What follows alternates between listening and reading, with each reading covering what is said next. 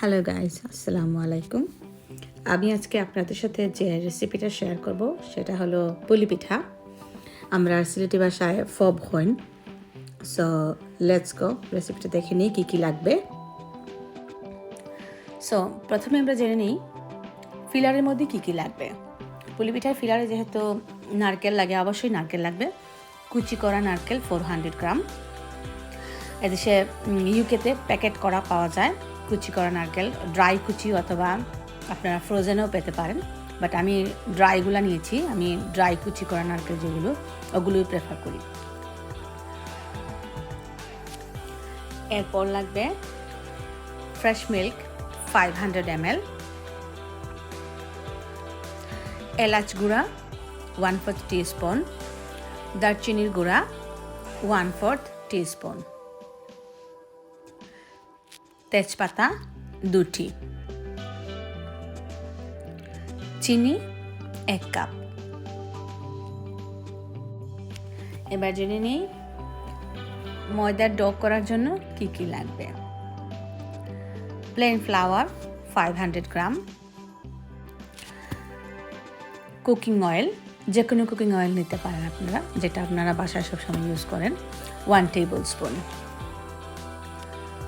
গরম পানি লাগবে 450 ml। চলুন দেখে নিই এবার প্রক্রিয়াটা। প্রথমে কোকোনাট দুধ দিয়ে ভিজিয়ে রাখতে হবে। যতটুকু অ্যামাউন্ট কোকোনাট এবং দুধ বলেছি একসাথে মিক্স করে দুধ দিয়ে ভিজিয়ে রাখতে হবে। কোকোনাটগুলো তখন নরম হয়ে যাবে। 10 থেকে 15 মিনিট রাখলে কোকোনাটটা সব দুধ টেনে নিয়ে ড্রাই হয়ে যাবে। 15 মিনিট রেখে দিচ্ছি আমি। দেখুন 15 মিনিট পর সবগুলো দুধ কমে গেছে, কোকোনাট একদম নরম ভেজা ভেজা হয়ে গেছে। এবার গ্যাসটা অন করে দেব। তারপর এতে একে একে সকল ইনগ্রিডিয়েন্টস দিয়ে দেব। প্রথমে দিচ্ছি এলাচ এবং দারচিনির গুঁড়ো, নেড়ে দিতে হবে যাতে মিক্স হয়। তারপর তেজপাতা দিয়ে দেব।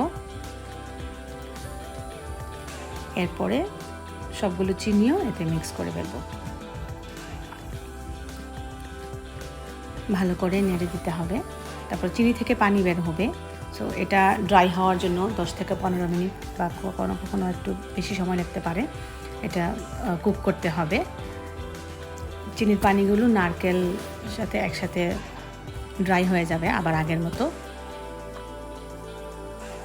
দেখুন 10 থেকে 15 মিনিট আমি কুক করার পর একদম পুরো পানি শুকিয়ে গেছে। এখন এটা বন্ধ করে ঠান্ডা হওয়ার জন্য রেখে দিতে হবে। গ্যাসটা অফ করে দিলাম। আমি ঠান্ডা হওয়ার জন্য একটা ট্রেতে নিয়েছি, রেখে দিয়েছি। এবার চলুন দেখে নিই কী করে ডোটা তৈরি করতে হয়। ময়দার মধ্যে তেলগুলো ঢেলে দিলাম। আমি যতটুকু পরিমাণ ময়দা এবং তেল বলেছিলাম আমাকে, ঠিক ততটুকু ঢেলে দিলাম। স্প্যাচুলা দিয়ে মিক্স করে এতে পানিগুলো ঢেলে দিব। একদম বয়েল ওয়াটার হবে, 450 মিলি বয়েল ওয়াটার হবে। ঠান্ডা হলে চলবে না, একদম বয়েল করে সাথে সাথে ঢেলে দিতে হবে এবং স্প্যাচুলা দিয়ে এরকম নেড়ে দিতে হবে। যেহেতু পানিগুলো গরম, এখন আমি হাত দিয়ে ওটা ময়দার ডোটা তৈরি করতে পারবো না। 5 থেকে 10 মিনিট এরকম স্প্যাচুলা দিয়ে নাড়ার পর তারপরে আমি হাত দিয়ে এটাকে বাকিটুকু করব। দেখে নিই একটু ঠান্ডা হলো কিনা। হ্যাঁ, মোটামুটি ঠান্ডা হয়েছে। হ্যাঁ, আস্তে আস্তে ঠান্ডা হয়ে যাবে একটু পরে। ঠান্ডা না, ঠিক একটু একটু কম আর কি, যেরকম গরম থেকে একটু আস্তে আস্তে নাড়লে তো একটু ঠান্ডার মতো, ঠান্ডা না পুরো, গরমটা একটু কমে যায়। এরপর ওটাকে ডো বানাতে হবে হাত দিয়ে।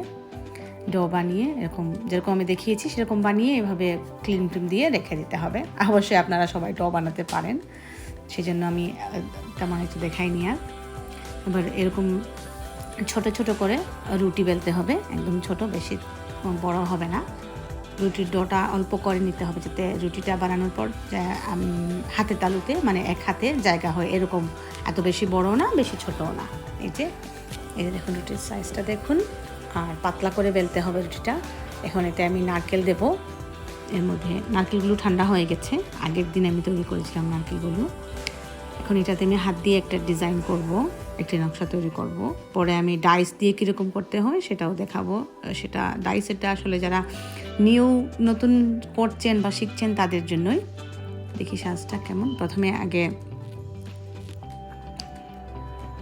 দুই পাশটা এরকম চেপে চেপে জোড়া লাগাতে হবে, না হলে খুলে যাবে ভাজার সময়। এই দিকটা সবসময় খেয়াল রাখতে হবে। যারা নতুন বানাচ্ছেন, অনেকেই বানাতে পারেন না, যারা নতুন শিখছেন তাদের জন্য ডাইসটাও দেখাবো। চলুন প্রথমে ডিজাইনটা দেখে নিই। প্রথমে কর্নারটা এভাবে ভাঁজ করে তারপর একটু চেপে দিবেন, হ্যাঁ। তারপর একইভাবে পুরাটা পিঠা এরকম ভাঁজ করে করে করবেন। তারপর শেষের কর্নারটা আবার ভাঁজ করে একটু ভালো করে চেপে দেবেন, তাতে ভাজার সময় আর তেলের পড়লে খুলবে না। বাস হয়ে গেল। বাস এই তো দেখুন হয়ে গেল। এবার চলুন ডাইস দিয়ে কী করে বানাতে হয় সেটাও দেখে নিই। ডাইসের চারপাশে বর্ডারে একটু ময়দা লাগিয়ে নিব, যাতে পিঠাগুলো ডাইসের সাথে না লাগে। এবার পিঠাটা ডাইসের উপর রেখে ডাইসের এক পাশে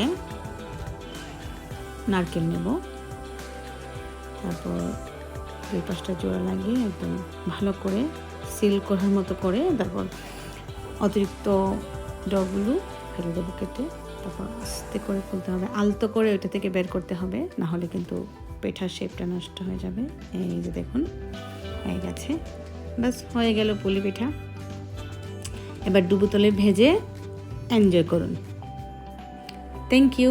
ভিডিও দেখার জন্য সবাইকে ধন্যবাদ। যদি আমার ভিডিও ভালো লেগে থাকে তাহলে প্লিজ লাইক করবেন এবং নতুন নতুন আপডেট পাওয়ার জন্য প্লিজ সাবস্ক্রাইব করবেন। Thank you.